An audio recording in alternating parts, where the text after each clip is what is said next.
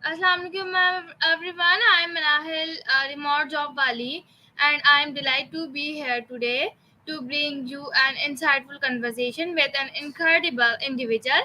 We have the privilege of hosting a renowned personality, someone whose life journey is both inspiring and enlightening. Without further ado, I would like to introduce our esteemed guest, Mr. AC. Mr. AC's story is a testament to resilience and transformation, and we are here to delve deep into remarkable experiences or insights that have shaped their lives.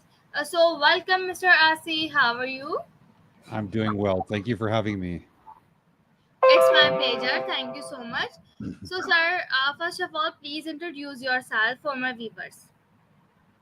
Okay, my name is AC Bergen Fisher. I host the In the Blood podcast. Also, I co-host the Estranged Heart podcast. I am uh, a personal empowerment coach, an inspirational speaker. I try to just help people with my words, with my stories, with my insight, anywhere that I can. All right, great. Thank you so much for your introduction. So, my first question is, can you tell us more about your background and the emotionally confusing environment you grew up in? How did it shape your early experiences and perspective on emotions? Well, the environment that I grew up in was emotionally confusing because my father did not know how to tolerate any sort of emotional expression from me. He didn't seem um to understand sometimes that boys can cry, boys feel sad. He didn't like that. He didn't like expressions of happiness because or excitement because these things I think made too much noise, and he didn't know how to tolerate that either. Basically anything that I needed to feel, any normal emotions that I needed to experience, my father didn't want me to have these experiences. And as a result, I stopped communicating that I was feeling certain things. And later on in life, I even just stopped feeling certain things entirely. It made me stop wanting to talk. I just became very withdrawn into my own mind.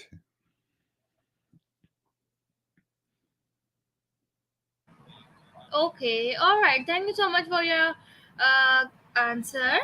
So, my next question is, you mentioned that your father had untreated mental health challenges. How do you think his struggle affected your own emotional development, and what insight have you gained from his experience? I think if my father had understood what his mental health challenges were, then he may have been more inclined to work on his personal struggles, and he would have maybe understood that the his reactions to things weren't normal or healthy. Um, when I first had children, I had undiagnosed mental health challenges as well, so I understand some of the things that my father was facing. Once I did get diagnosed and began to get treatment for my mental health challenges, of course, my approach to my children changed drastically. And when I compared the ways that I reacted to my kids to the way my father had reacted to me, I realized that my father, maybe he wasn't abusive, he wasn't trying to be a bad man, he just didn't know how to be a good man because nobody had told him.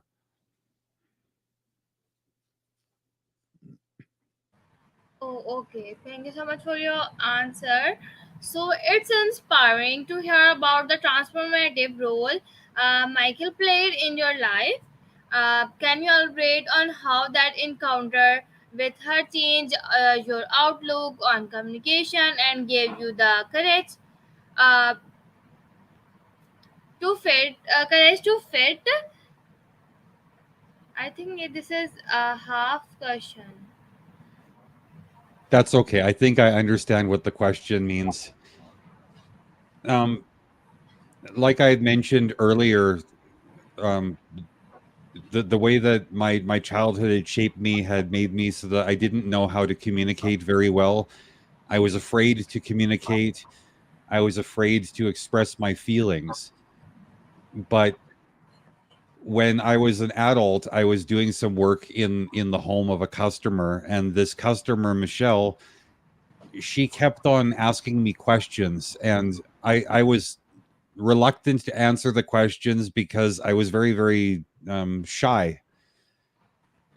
But she insisted that I answer. She kept on asking, please be honest with me, tell me the truth. And over the course of a couple of weeks, she got me into the habit of expressing myself with some degree of confidence. She gave me permission to feel my feelings.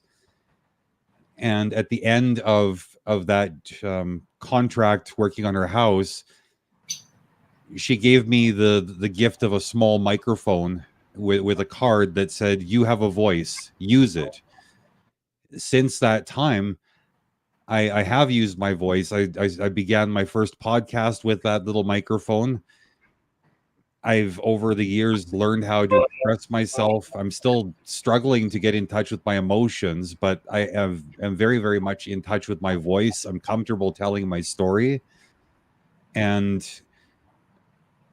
I feel that whereas I used to get really stuck on the idea that my life was filled with pain, I've since realized that when I share the painful experiences with others, that their pain is somehow lessened, and that makes me feel very important and very fortunate that I can help others in this way.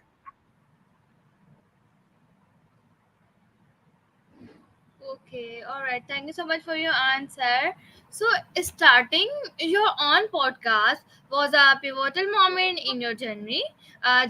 Could you describe how this medium allowed you to express yourself and connect with others who might have faced similar struggles?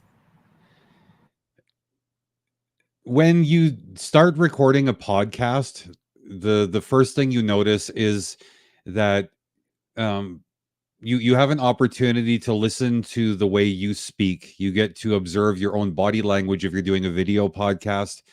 You learn a lot about the way other people receive your communication, your messages, and it allows you the opportunity to make adjustments so that you can communicate more effectively. This was one of the biggest realizations that I got from podcasting was just hearing how I sound, not just the tone of my voice, but the words that I used. I also got comfortable with the idea that people were listening to my stories. When I grew up, nobody was really listening. Nobody wanted to hear what I had to say. But now that I've been podcasting, many people all around the world, they listen to what I want to say, and it boosts my self-esteem, my confidence. It allows me to see that what I feel, what I think, these are important things. Okay, that's great. Thank you so much for sharing this. So, as someone who has overcome significant challenges in communication and emotional expression, what advice would you give to individuals who may currently struggle with these issues? I think the best advice that I could offer is just to get to know who you are as an individual. Think about the reasons why you struggle to communicate. Think about the reasons why you struggle to express yourself.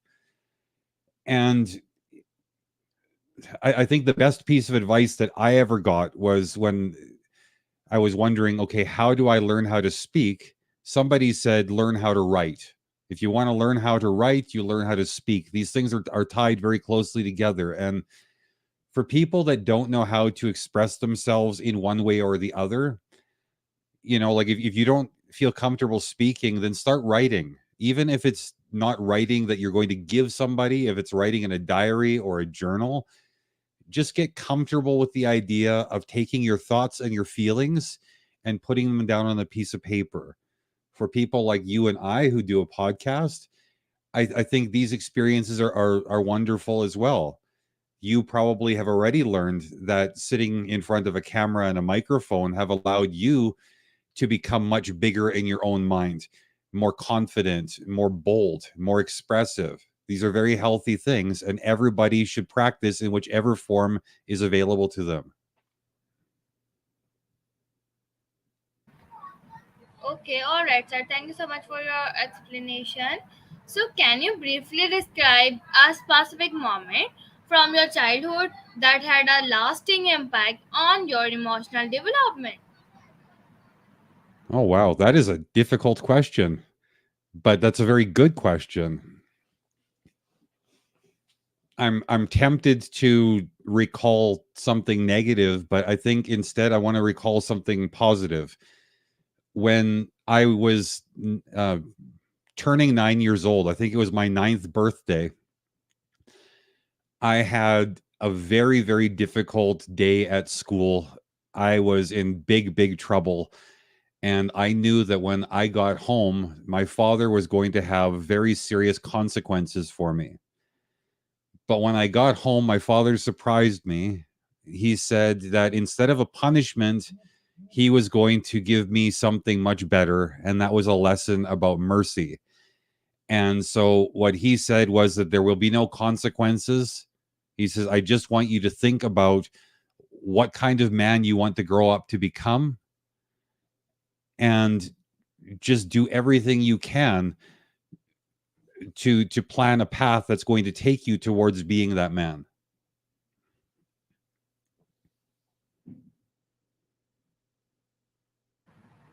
All right, thank you so much for your answer.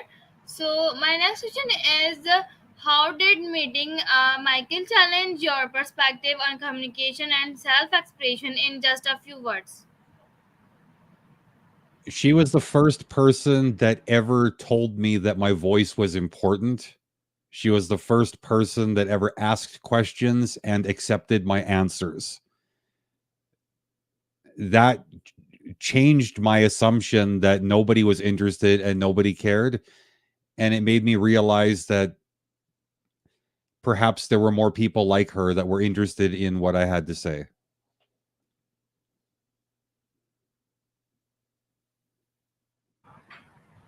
Okay, all right. So, what central message or theme you aim to convey through your podcast? Relationships are very, very important. All of us have experience with relationships. We have relationships with other people. We have relationships with ourselves. Some of us have spiritual relationships with what we believe to be our God or gods. We have relationships with nature. These relationships, they're all so very, very important. But I believe the most important relationship we have is the relationship we have with ourself. If we develop a strong relationship with ourselves, then that makes us more capable of enjoying the relationships we have with all of these other things that I've mentioned. So no matter what, you always need to just make sure that the mind space that you enjoy is as healthy as is humanly possible. Yes, you are right. So, in few words, what is the key to establishing and maintaining healthy platonic relationship? Effective communication is the key to maintaining any relationship, including platonic ones. I think that communication relies on honesty. It also relies on the idea that offense is taken, it is not given. What that means is if you say something that bothers me, I cannot blame you for the fact that I am bothered. I have to take responsibility for my own reaction. And when we start approaching our relationships with the the question in our mind, why am I reacting this way, rather than why are you doing this to me, we necessarily begin to look at the other person not as somebody who is tormenting or abusing us, but as somebody who, just like us, has feelings, has thoughts, and they might have different feelings, different opinions, different thoughts that we have. And then we can get back to that open, honest communication. We can talk to each other about our differences, about our similarities. Also, I would say that we need to focus on the idea that we have much more in common than we have in conflict. While on the surface we may appear to be very different people, all of us want the same things from life. We want to be healthy, we want to be happy, we want to be well adjusted. And when we realize that other people are just trying to achieve these same goals, then we can all start working together, even if we think we disagree with their methods. Right. Thank you so much for your answer. So my next question is, in your opinion, opinion, what is the most important takeaway you want our audience to have from your story? The most important thing that I want people to take from my story is that they also have a story. I don't want anybody ever to look at my story as something unique and special. I want them to look at my story and use it as a reminder to look at themselves. Use my experiences to remind them to think about their own experiences. Always to take everything back and make it personal, because the most important person in your life is you. You need to get in touch with that person. That is very interesting. Thank you so much for your answer. So my next question is, could you briefly touch on your future goals and aspirations in your world? I don't like to plan too far ahead. I like to see where the journey will take me. I hope that my audience will continue to grow, not because I want to be rich or famous, but because I want to touch as many people as I possibly can. I want to be heard by as many people as possible. And I think maybe that's because I didn't feel like anybody heard me when I was a kid. Now that I'm an adult, I want everybody to hear me. It just I feel like I've got a lot of love to share, and I want to share it with as large of a group as possible. All right. Thank you so much for your answer. So my next question is, in your opinion, what is the most important Oh, sorry. How do you define self empowerment in a few words, and why is it important? Self-empowerment is developing the idea that our thoughts and our opinions will have impact on the world around us. None of us should be silent. All of us are important, and I believe that that's important to understand, because it's the only way that we can approach life with confidence, the only way we can approach other people with confidence. I don't care where you live, how much money you have, whether you're male or female, old or young. We all have something of value that we can offer to the world. We all have that unique insight that everybody else in the world lacks. And when we realize the importance of that unique perspective, we can literally change the world around us. All right. Thank you so much for your answer. Your answer is very valuable. So, what motivates you the most in your work and advocacy for emotional expression? I know what it is like to not feel free to express emotionally. I talk to so many people that are in that similar state of mind where they are afraid to communicate, they are afraid to express. And when I see these people suffering in this way, it's almost like I'm witnessing somebody that is locked in a prison, in a cage. And I want to set these people free, because when they become free, when they begin to emotionally express, they spread that message as well. They allow other people to do the same. And a little piece at a time, the world that we all share, it gets better when we're surrounded by people who emotionally express honestly without judgment. Then we can stop harming each other, we can start empowering each other, we can start loving each other, we can make peace instead of war. And I can't imagine anything to be a better motivation than just creating a beautiful world to live in. All right, great answer. So now let's move on to next question. My next question is, how do you handle moments of self doubt and insecurity on your journey? To be honest, not very well.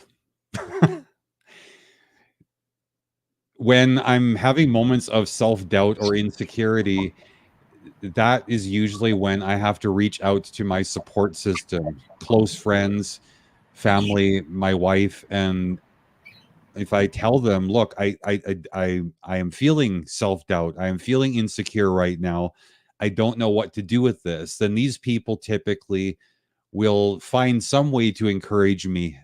These people in that moment, they seem to know me better than I know myself. They understand that there are things that I need to hear to get me pointed in the right direction, where I can continue with my work, when I can continue in a positive way on my journey.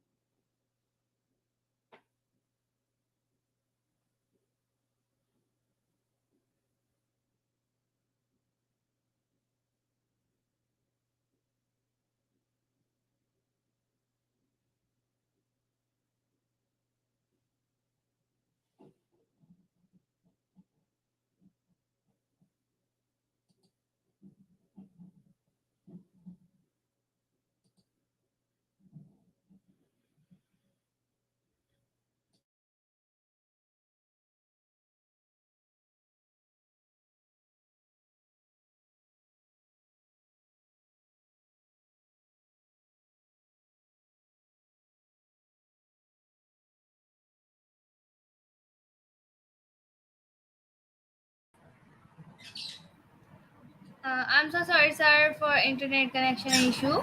That's no problem. Okay, my next question is, could you share a memorable piece of advice you've received that continues to resonate with you? Yes. Somebody told me once to, at least once per day, read something that I do not agree with. And the reason that that resonates with me is because when we are faced with an idea that we don't like, when we're faced with an opinion that conflicts with our own, it forces us to look at something from a different perspective. It challenges what we think, what we believe. And quite often, this can open the door to a learning experience where I can realize that my opinion is not justified. And I can either find a way to justify it, or I can adjust my opinion in light of this new perspective that I've been granted. All right, thank you so much for your answer. So, if you could go back in time, give your younger self one piece of advice, what would it be?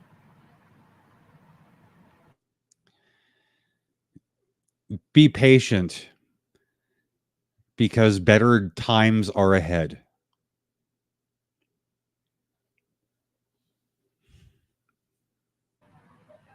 All right, thank you so much, sir. So, finally, can you share a quick tip individuals looking to improve their emotional communication skills?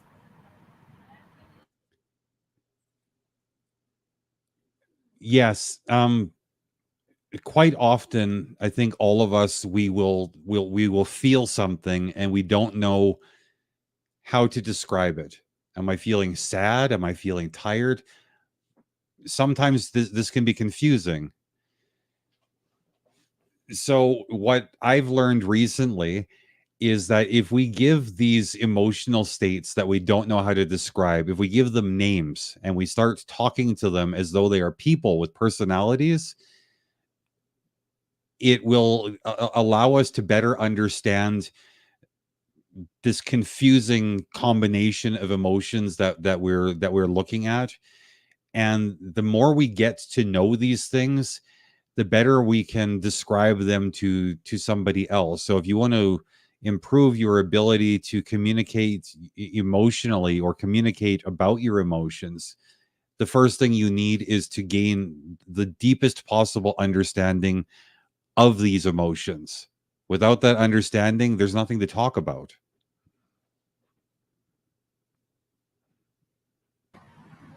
Yes, you are right. So, thank you so much, sir, for your advice, and thank you so much for sharing your inspiring journey and valuable insight with us today. Your story of resilience and self discovery serve as a powerful reminder that it's never too late to find your voice and connect with your true self. So, to our audience, I hope you found this conversation as enlightening and motivating as I did. Remember, the path to healing and self empowerment begins with acknowledging and expressing your emotions. So, thank you so much once again, Mr. AC, for being with us today and for your dedication to helping others find their voices. We wish you continued success in your endeavors and hope your message continues to inspire and uplift people worldwide. So, and our viewers, stay tuned for more engaging interviews and discussion. We will bring you stories of strength, growth, and empowerment.